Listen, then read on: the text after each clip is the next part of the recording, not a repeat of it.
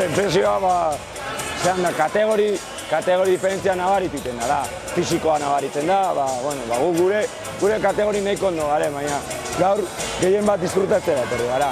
Gaur ikusi da, lehenengo minututatik, gauza gutxi zeuzkagu laiteko.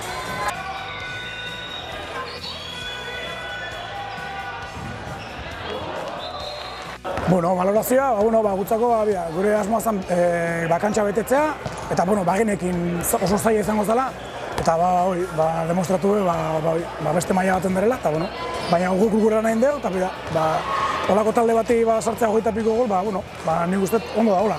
Bakiguk askoz dugu, baina askoz da ondigo dira, eta defenditzeko askoz zailago. Baina, ondo, oso guztua, kontentu, bai.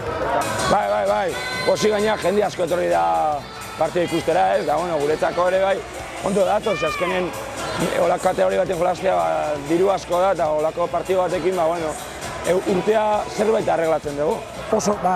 Urte guztia, lehenko urtene bai, oso guztua gara, eta ia partidero betez ditu behar maiak, eta oso guztua, kontentu.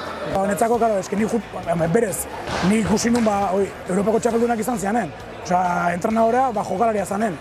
Eta, txikitatik, nik esatutena, ne betiko taldekin jolaztea, nik beti zale bezala junetzena partidot guztia eta beraiekin jolaztea guain, netzako, oso politia. Gaur ikusi da, jentea fiela daukagula eta asteburutan etortzen dena, astegunetan ere bai etortzen da. Eta hori eskertzekoa da, ez? Gure asmoa zen, kategorizaz jestea, eta hori berezia lortuta daukeu, eta guain goaz 5. 6.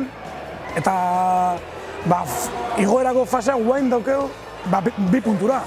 Orduan, partidutik partida ikusiko dugu nola moldatzen bigarrengo bueltan, eta ikusiko dugu.